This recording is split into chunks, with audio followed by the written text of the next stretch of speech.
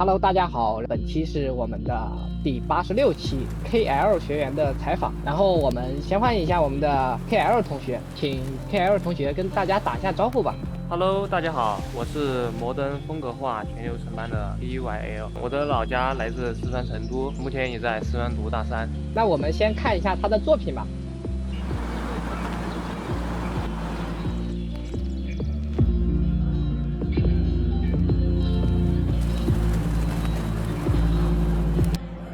这个就是 KL 的一个作品，然后我们这边有帮大家准备了一些问题来询问 KL 同学，您之前是怎么想到进入到这个行业的呢？我从小就特别喜欢玩一些游戏，也特别想做一款独立游戏，所以在大学的时候，我选择数字媒体专业。在学校学了一段时间后，我发现学校所学的知识不能满足我的要求，所以我就在网上开始学习这方面的知识和内容。在了解到游戏的各个岗位后，选择了地编这个方向，因为我比较喜欢游戏的各种风景，刚好地编也可以碰到山山水水，并且我想系统性的学习这方面的课程，为我以后的就业做打算。最后也是在一位游戏行业的朋友推荐下，了解到了摩登班的课程。是研发的同学吗？还是已经是呃，在职的？在职的朋友。还是对我们的课程还是非常的认可啊。我们先看一下这个作品发出来的时候，好像没有过多久，然后被 Speed Tree 官方发布了，然后大家可以看一下，这是他们的官网号，其实也是很不错的一个作品。然后就是想问一下，您在这个课程结束后，因为作品已经做完了，之后有什么样的一个规划吗？因为我现在作品还比较少嘛，我是从零基础就开始学习这个课程的，所以后面我打算再做更多的物件模型作品，来提升自己材质和模型方面的能力，把自己的能力不断提高后，继续完善作品集，为以后的校招做准备。还是一个很扎实的一个规划，因为有的同学他们做完作品了，他们想着可能说就会想到立马去找工作。那我想问一下，就是您在学习的过程中哈，怎么安排自己的一个学习时间呢？因为我是那个在校嘛，平时那个学校课程也比较杂乱，并且我还是零基础，没有接触过这类软件。学校那个课表变动很大，课程时间会经常调整，所以一般我会安排短期内的工作任务。比如刚开始我学习箱子物件的时候，我会要求自己这周做到一定程度，根据工作量和空余时间来安排自己学习和创作的那个进度。我们学校课程大部分集中在上午，所以我大部分情况我会选择午休后，在下午2点开始学习，6点吃饭后去打球运动1个小时，在8点到11点来继续学习。在周六的时候，我会连续学习一段时间，基本上是从早学到晚。周六的时候，我会选择休息一天，玩玩新出的游戏。我觉得游戏就是一个很好的学习过程，因为玩游戏的过程中可以截图看看游戏里物件和地形是怎么搭建的，思考作者为什么要把关卡这样制作，提高自己的审美也可以。谢谢 KL 的分享。他这个时间的话，其实是很规律的，而且在我采访了这么多期同学的一个过程中，我发现了能够做完作品的，他们对自己的时间都规划的比较规整，比较严格，就是什么时间，然后该做什么，他们的这个时间规划的还是比较明确的。那我想问一下，就是您可以分享一下做这个作品的一个制作思路跟想法吗？这个作品原画是我在一个 A 站的一位艺术家看到的，因为当时我在 A 站的时候看到很多风格化的作品，当时也在玩《碧蓝幻想》，所以就打算做一个类似的场景。我当时看到这个作品的时候，我觉得它这个作品的内容非常丰富，它中景、远景、近景都有特别多的东西，而且它这个作品也比较完整。所以我就自然而然选择了这个作品，并且它这个作品和我们那个风格化全流程班的课程也特别类似，因为它那个材质也十分相似。最后我那个取名它叫艺术家的一天，是我想那个体现它昼夜天气的动态效果，所以我给它取名叫艺术家的一天。谢谢 KL 的分享。然后我看到了原画好像是只有一种天气变化，但是 KL 同学做了三种不同时间段的一个变化，大家可以简单看一下。那我想问一下，就是您在制作的过程中啊，就有遇到过哪些棘手的问题吗？因为我是零基础学习的，一开始就遇到了非常多的问题。就是刚开始的时候有特别多电脑或是软件方面，我找不到具体是什么原因，不好描述的一些问题。然后这段时间的话，它这些问题你也找不到特别好的方法解决，而且会特别影响你的工作进度。尤其是我一开始的时候，那个 3D Max 不知道为什么特别卡顿，然后做到一半的时候文件会丢失，还有那个 U1 5.3版本的时候会经常闪屏，Skylight 不能正常加载，就是这些。问题还是很多的哈。对对对有个同学问那个建模也是零基础吗？就是报课之前。对，我是纯零基础的，一开始也没接触过3D 类型的软件，那您遇到这些问题又是怎么样的一个解决呢？其实特别玄学吧。因为一开始我找到这些问题的时候，我一般都是尝试先自己解决，用排除法一点一点是这个原因。就比如我最难就是这个 U1 里面的 Skylight 不能正常加载这个问题，是我制作过程中我一点一点发现的。就是那个 Skylight 有些时候经常没有启动，因为我有些时候我看到那个画面的时候它是偏黄的，但是我又没找到具体方法，然后我就把每一个节点给试一下。最后发现是那个 Skylight 不能正常启用，我也不知道是什么原因，所以每次打开那个工程文件的时候，我都会重新点一下那个 Skylight。还有一个就是我在场景制作中，色彩和灯光这段时间，你需要一直看着作品细节一点点改，有些时候你做了很长的时间，对作品影响也很小。一开始我也是直接照着原画的色调和灯光做参考，在制作后我才发现整体那个色调是偏灰的。这段时间你一直盯着一个作品看的话，你会发现你根本看不出什么区别。所以我就是找了一个学习原画的朋友，他还帮我看一下这个整体色调有什么需要修改的，所以我最终作品跟那个原画的色彩还是有一些差距的。对的，因为这里的话是同学的制作过程，可以看到在这边的话，这个色调还是有点偏灰的，而且 KL 同学分享的这个可以找一个小伙伴，两个人一块儿共同学习、共同进步，也是非常好的一个学习方法。那我想问一下，就是可以给咱们一些其他的同学一些建议吗？因为作品的话也做出来了，然后就是所有的流程也都走了一遍。因为我现在还是学生，所以我提供一下给大学生一些建议。其实我在做作品的时候，有许多相同的同学也是大学的，我们都是经常一起交流，然后做作品的时候有什么问题，我们都是互相问一下，然后解决的。有一个特别奇怪的点就是，就很多同学他在临近做完作品的时候都很着急做输出，因为这段时间你一直跟老师反馈，他们都很着急想把作品完成。但我觉得还是要多和老师交流，把那个作品做得更加完整。还有一点就是，我觉得可以在那个镜头和灯光上，你可以多优化一下。因为一开始我参照这个原画做这个作品的时候，我一开始只有一个镜头，做到最后的时候，我感觉效果还不是特别好，所以我就多加了一点镜头，包括那个天气变化也是我最后加的。对的，可以多找一些参考，因为我看到同学这里找了一些像材质参考、一些动画参考，还有一些就是游戏里面的参考。然后这个就是一个制作的一个过程，大家可以看一下，都是一帧一帧的截图截出来的，而且每一次的截图都可能需要一个大量的时间来去调整它的效果。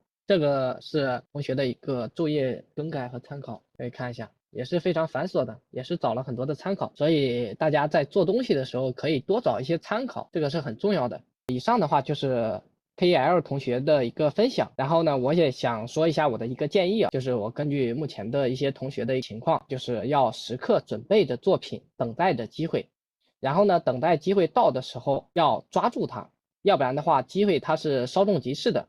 你错过了，它就没有了。等有合适的岗位，或者说有适合你的岗位，那你没有抓住机会，那它也不属于你。然后呢，就是我们的一个问答环节了。然后我刚刚看到有同学有疑问，一边学虎迪尼程序化可行吗？其实它是可行的，因为后面的一些趋势它是要有程序化，但是你在学之前，建议你要把这些基础要打牢一点，要不然的话，你学的太多花里胡哨的东西意义不太大。美术，然后呢就是一些材质、效果，你都要去学一下。作品做了多久呢？这个要请 KL 同学回答一下。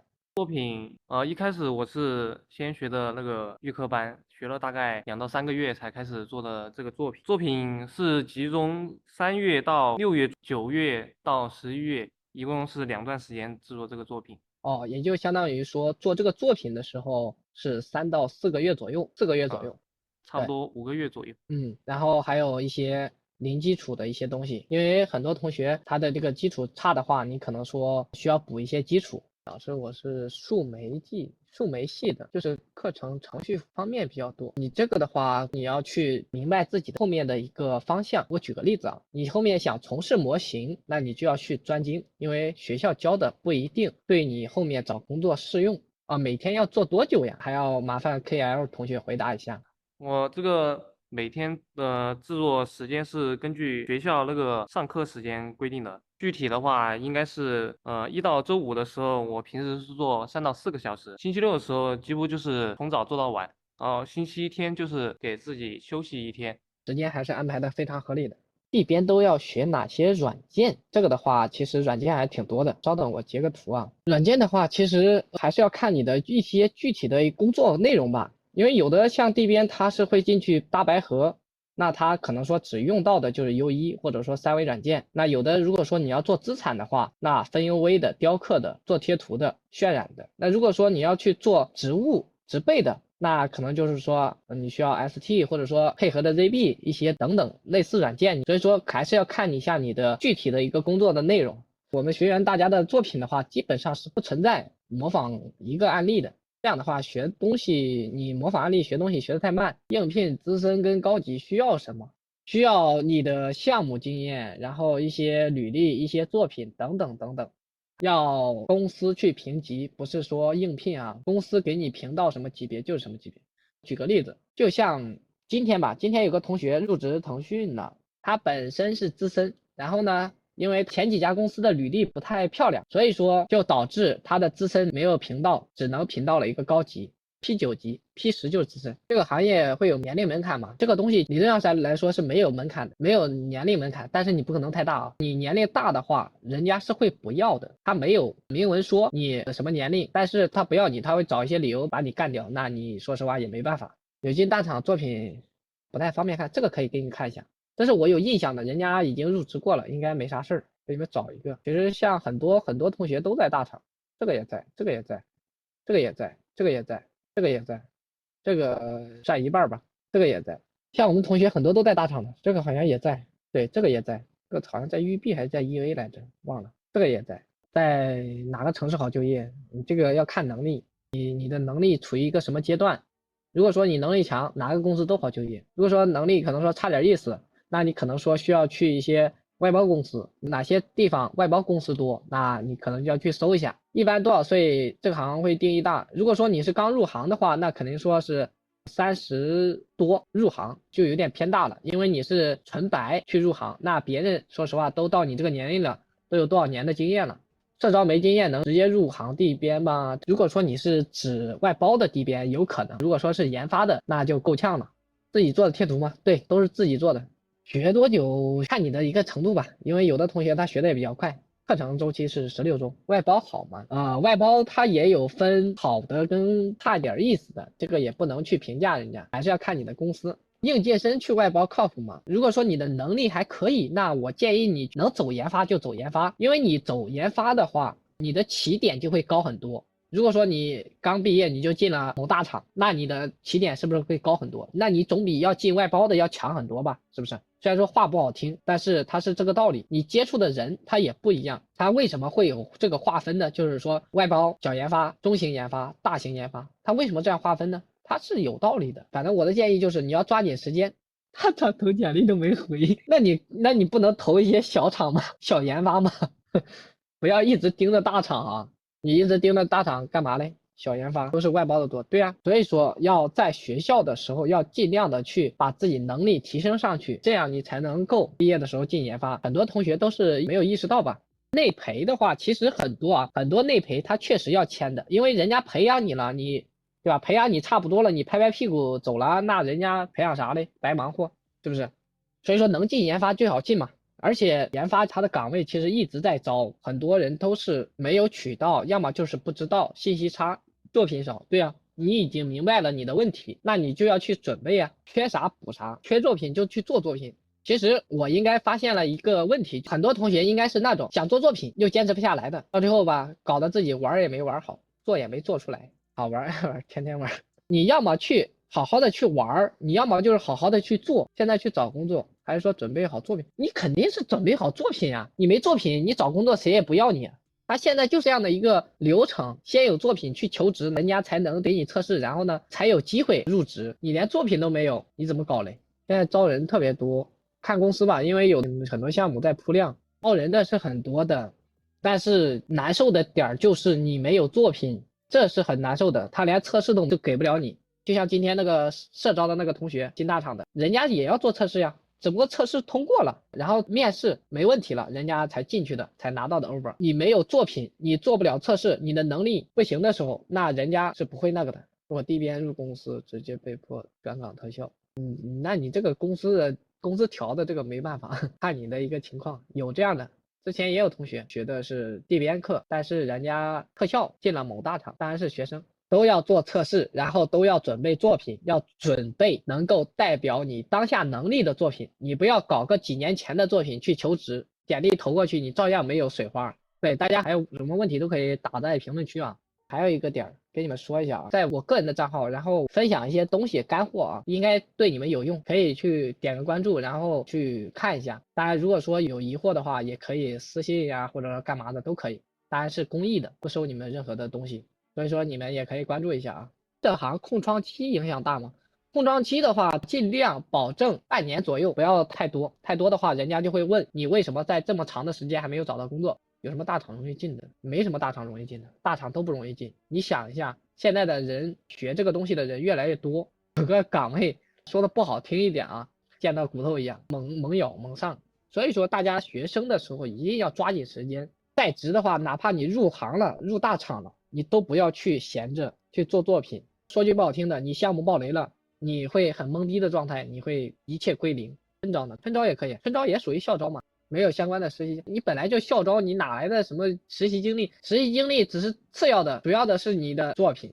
社招零工作经验，你这种确实没有办法，因为现在研发的话，它是要手，你最起码有工作经验的，你没有工作经验，人家很少会去培养你。因为你融入项目，你都要花很长的时间，所以说你只能去外包。学生的话另当别论，不多就是作品不够，不是作品不够，是要精。